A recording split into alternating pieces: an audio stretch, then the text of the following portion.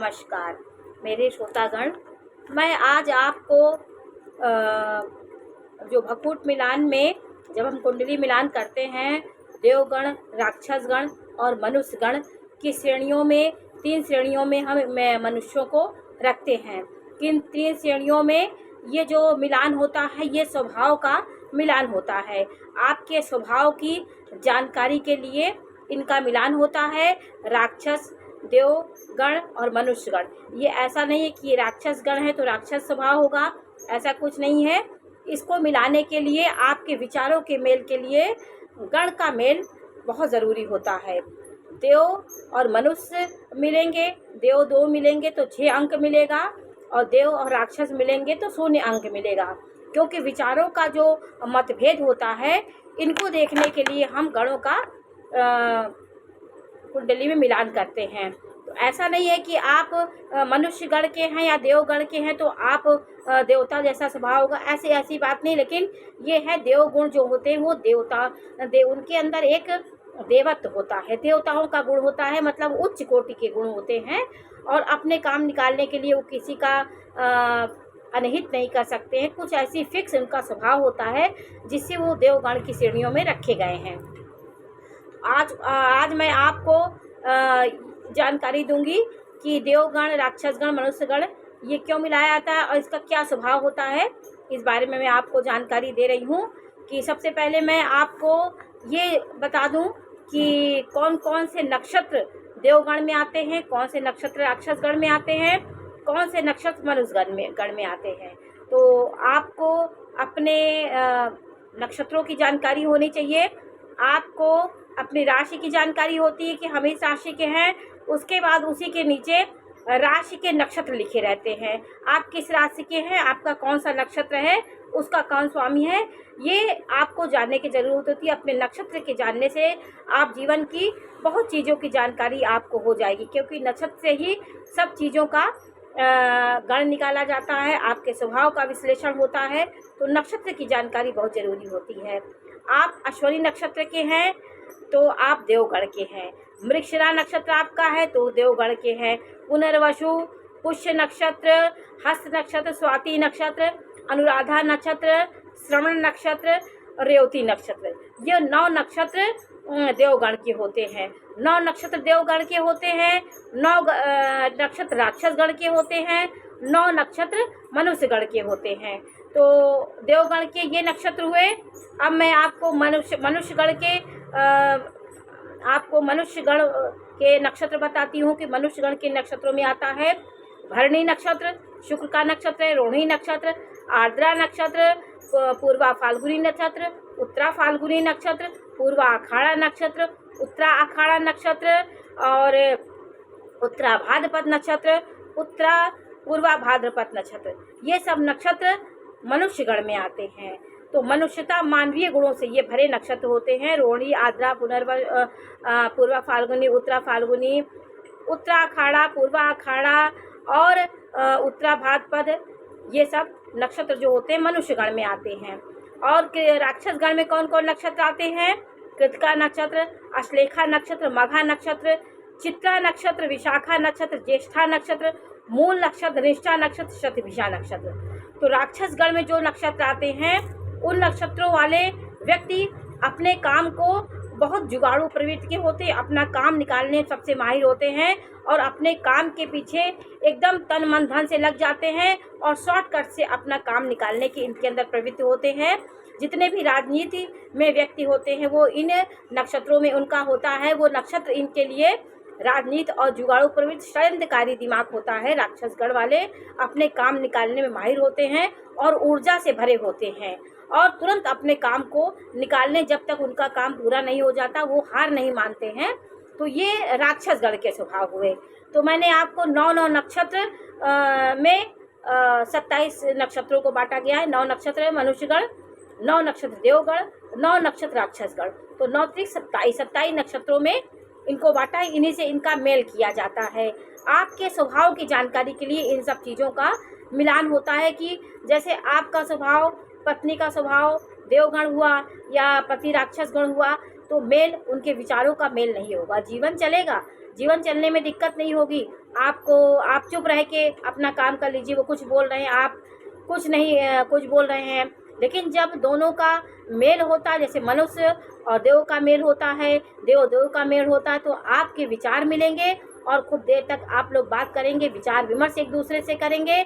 नहीं तो बात करते ही मान आप में तकरार हो जाएगी, आप कुछ कहना चाहेंगे, पत्नी कुछ बोलेगी, तो लड़ाई झगड़े की संभावना बढ़ती है। इसलिए विचारों के मेल के लिए राक्षस, मनुष्य और ये गणों का मेल होता है। अब मैं आपको मनुष्य गण के बारे में जानकारी दे रही हूँ कि मनुष्य गण वाला व्यक्ति मानवीय गुणों से भरा होता है।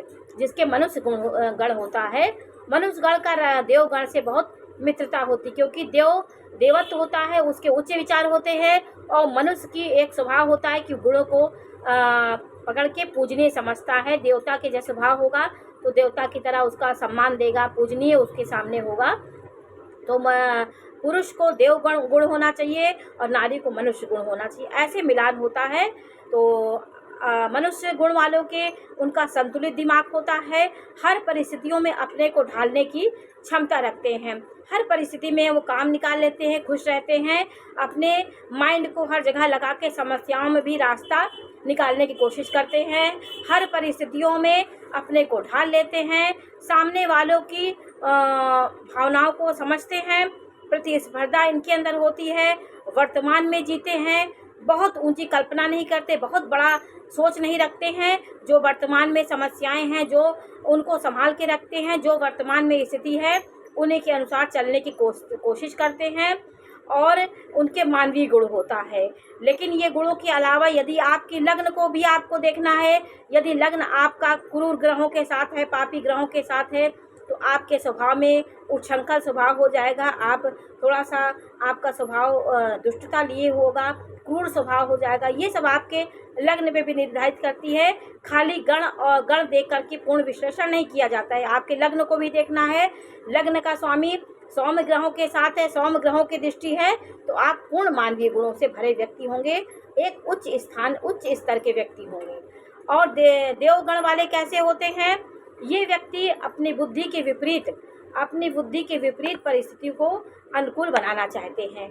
जैसे कोई परिस्थिति इनकी खराब हो गई, उसको अपनी बौद्धिक क्षमता से, अपने गुणों से, अपने ज्ञान से उसको अच्छा बनाने की कोशिश करते हैं।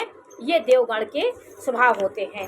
देवगण वाला व्यक्ति हर चीज में एक बहुत होशियारी और आध्यात्मिक जीवन से जीना चाहता है। आध्यात्मिकता को आदर्श लेके चलता है। दूसरों की भला करने की उनकी प्रवृत्ति बहुत होती है।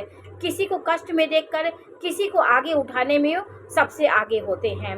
और स्वभाव में ये जिस चीज़ को करते हैं उससे अपने स्वभाव में ये अडिग नहीं रह पाते हैं। कोई परिस्थितियाँ बहुत ज़्यादा खराब हो गई तो ये उन परिस्थितियों से भाग करके भी डर जाते हैं कि देवगण वाले थोड़ा सा अंदर से उतने हिम्मती नहीं होते हैं। और बौद्धिक क्षमता तो होती है, लेकिन अपने वो अडिग नहीं रह पाते किसी बात पे, क्योंकि अध्यात्म को लेके चलते हैं, हित अनहित को देख के चलते हैं, तो वो उन चीज़ों से थोड़ा सा पीछे हो जाते हैं।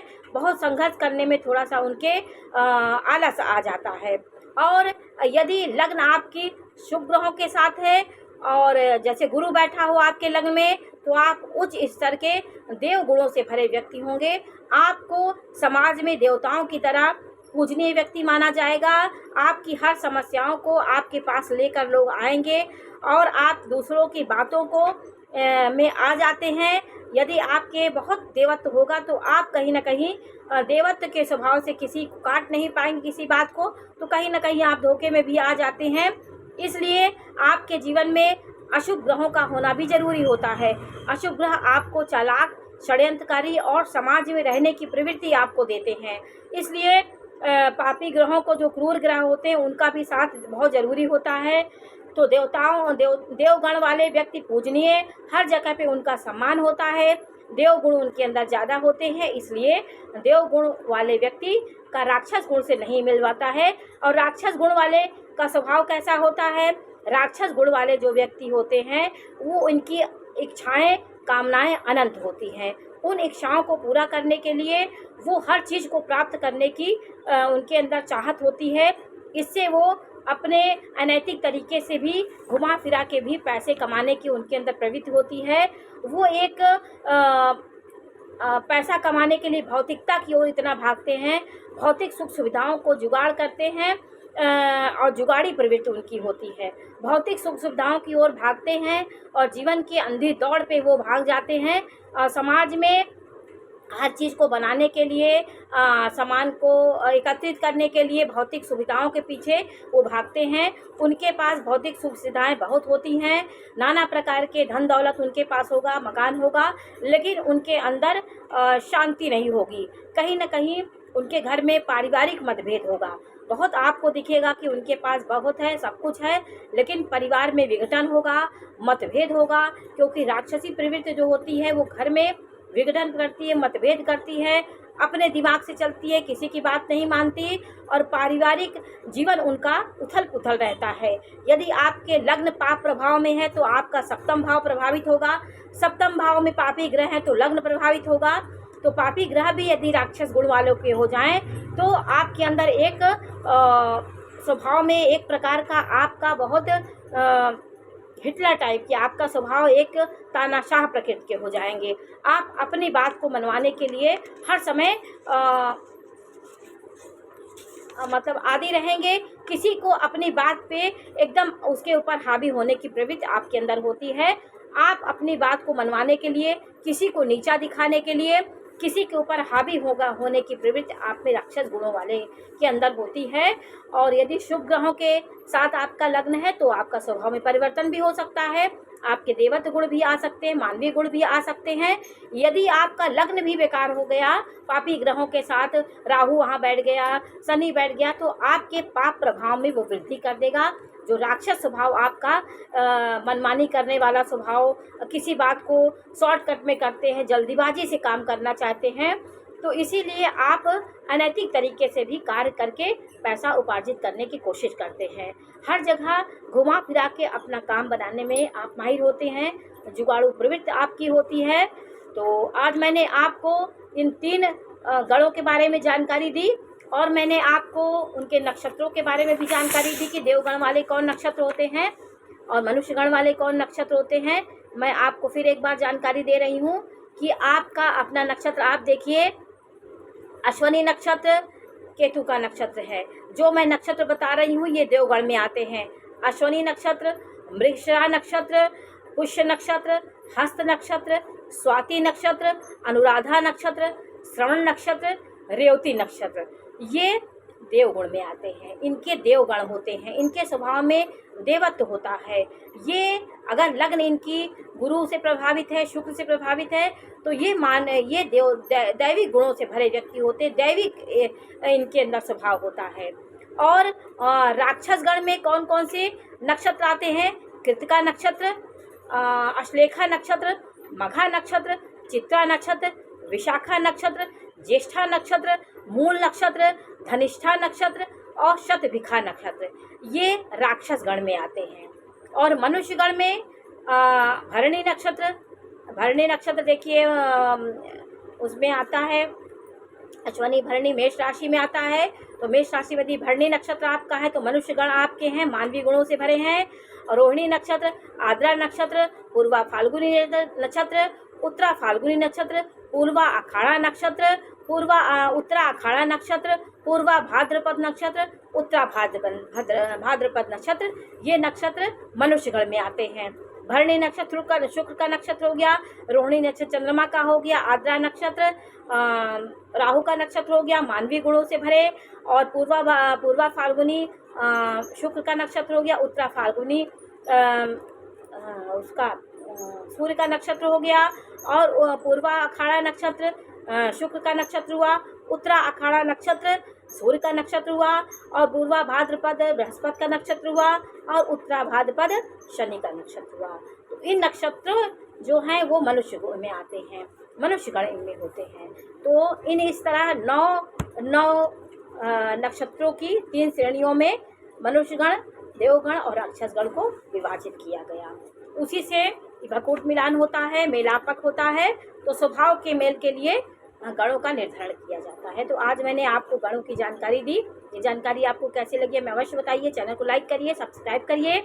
मैं इसी प्रकार की जानकारी देती रहूँगी। आप ज्योतिष से को जानकारी आपको होनी चाहिए। आप इससे अनभिज्ञ ना हो। आपको भी ज्योतिष के प्रति लगाव होना चाहिए। ये शास्त्र है, ये वेदों का नेत्र है। ज्योतिष के ज्ञान से आप अपने जीवन को संतुलित और सुखी, संपन्न और जीवन को खुशियों से भर सकते हैं। तो आज मैंने इसकी जानकारी दी। आज जानकारी कैसी लगी? नमस्कार।